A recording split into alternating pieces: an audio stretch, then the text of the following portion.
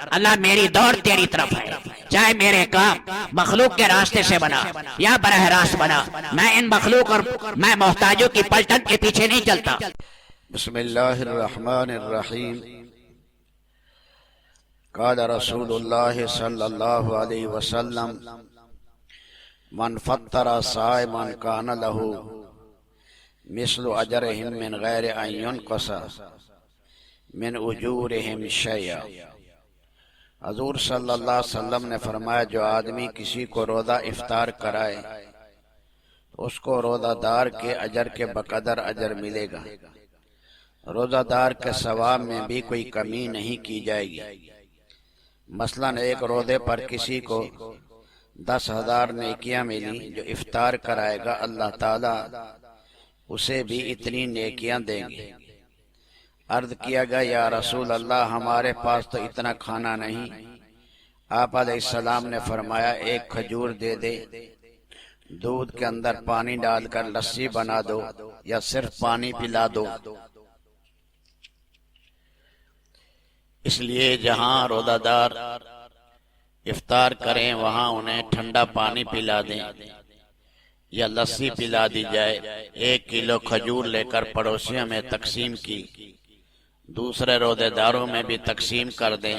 مثلا 100 روزے داروں کا روزہ افطار کرایا تو روزانہ 100 آدمیوں کے افطار کا اجر اللہ پاک دیں گے۔ بعض لوگ کہتے ہیں کہ آپ نے افطار ہماری کھجور سے کرنا ہے۔ میرے بھائیو، افطار کے وقت میں جو چیز بھی کھائی جائے سب افطاری کے حکم میں ہے۔ اور روزہ افطار کرنے کی دعائیں، دعا میں بسم اللہ پہلے پڑھے اور پھر آخر میں الحمد بھی پڑھے۔ ایک روایت میں آپ نے افطار کے وقت یہ دعا پڑھتے تھے، اللہم لک صمت علی رزقک افطرت۔ ایک روایت میں علیک توکلت ہے، ایک میں ہے سبحانک و بحمدک پڑھ لے، ایک میں ہے ربنا تقبل منی انک انت السمیع العلیم پڑھ لے، ایک روایت میں ہے یا عظیم یا عظیم لا الہ الا انت لا یغفر ذنب العظیم الا العظیم، یہ پڑھ لے۔ تو جتنے دنیا میں انسان ہیں ان کے بقدر اللہ تعالیٰ اس کے گناہ معاف کریں گے۔ عبداللہ ابن عمر افطار کے وقت یہ دعا پڑھتے تھے، اللہم انی اسألک برحمتک التی وسعت کل شیء ان تغفر لی۔ تراویح ہمیں شوق ذوق سے پڑھنے کی کوشش کرنی چاہیے۔ رمضان کی راتیں دنوں سے افضل ہیں۔ دھیان سے قرآن کریم سنیں، ہر 4 رکعت کے بعد دعا مانگتے رہیں، یہ قبولیت کا وقت ہوتا ہے۔ جتنا جلدی تراویح پڑھیں گے اتنی تھکاوٹ زیادہ ہوگی، آرام اور سکون سے پڑھیں تو تھکاوٹ بھی کم ہوگی۔ حضرات صحابہ کرام سحری کے وقت تک قرآن سنتے رہتے تھے۔ صحابہ کرام سے ثابت نہیں کہ تراویح پڑھی اور سو گئے۔ سونے کا وقت دن کا ہے، رمضان کی راتیں کمائی کی راتیں ہیں۔ سحری کے وقت تھوڑا جلدی اٹھ جائیں، تہجد پڑھ کر مالک سے چپکے چپکے باتیں کریں۔ بعض صالحین عشاء کے بعد قرآن سنتے رہتے تھے اور بعد قرآن سننے کے بعد 2.5-3 گھنٹے دعا مانگتے تھے۔ سحری مسنون ہے، فرشتے دعا بھیجتے رہتے ہیں۔ زیادہ نہیں تو کم از کم 1 کھجور ہی کھا لے۔ رمضان المبارک میں فجر کی نماز جلدی پڑھی جاتی ہے تاکہ کسی کی نماز جماعت سے رہ نہ جائے۔ پھر جتنا تقاضا ہو بعد میں آرام کر لے۔ قرآن کی تلاوت کو نہ چھوڑیں۔ سارے ذکر سر آنکھوں پر، لیکن قرآن کی تلاوت ہرد جان بنائیں۔ اس صدی میں ایسے بزرگ بھی گزرے ہیں جنہوں نے رمضان المبارک میں 60 قرآن ختم کی۔ حضرت مولانا انعام الحسن صاحب رمضان میں ایک دفعہ 60 قرآن ختم کی۔ سحری افطاری کھجور کے ساتھ کی تاکہ وقت ضائع نہ ہو۔ میرے بھائیو، اللہ تعالی نے موقع دیا ہے، اپنے لیے بھی آنسو بہائیں۔ امت کی کشتی بھنور میں ہے، مشرق مغرب میں ہمارا لہو بہہ رہا ہے، ساری دنیا میں ہم رسوا ہو رہے ہیں۔ اس لیے ساری امت کے لیے مانگنا، گڑ گڑانا، لپ لپ آنسو بہانا، اپنی زندگی کے فیصلے کریں، اور موقع ہے اللہ کو چمٹ جائیں۔ اللہ تیرے دربار سے نہیں ہٹیں گے جب تک فیصلے نہ کرا لیں۔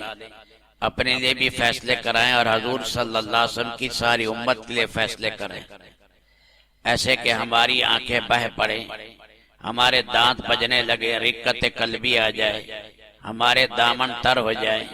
اس کے لیے ہمت کرنی ہے، آگے بڑھنا ہے۔ انشاءاللہ تعالی محروم نہیں کریں گے، اللہ تعالی محروم نہیں کریں گے۔ سر سے لے کر پاؤں کی چوٹی تک نورانیت میں اللہ رنگے گی۔ آج بھائی جمعے کا دن بھی ہے، یہ رمضان المبارک کا دوسرا جمعہ ہے۔ جمعے کے دن میں سورۃ کہف مسلمانوں کا ہمیشہ دستور رہا۔ اللہ کے نبی صلی اللہ علیہ وسلم نے بڑے فضائل بیان کی، فرمایا اس جمعے سے لے کر اگلے جمعے تک کسی فتنے میں مبتلا نہیں ہوگا، کسی فتنے میں مبتلا نہیں ہوگا۔ اس لیے کثرت کے ساتھ اللہ کا ذکر بھی ہو، درود شریف جمعے کے دن زیادہ سے زیادہ پڑھا جائے۔ اللہ تعالی ہو سکے اللہ موقع دے تو صلاۃ و تسبیح بھی جمعہ کے دن پڑھ لے۔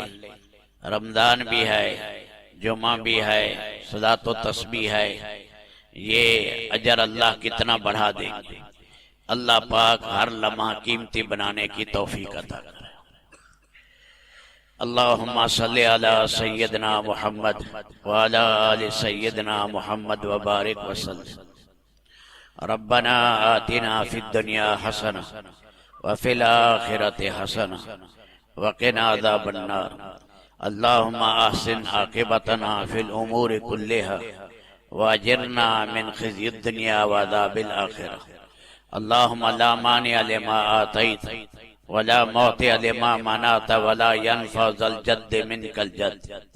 اللہم اجعل ثارنا علی من ظلمنا وانصرنا على من آدانا ولا تجعل مصیبتنا فی دیننا ولا تجعل الدنیا اکبر ہمنا ولا مبلغ علمنا ولا تسلط علینا من لا یرحمنا بذنوبنا۔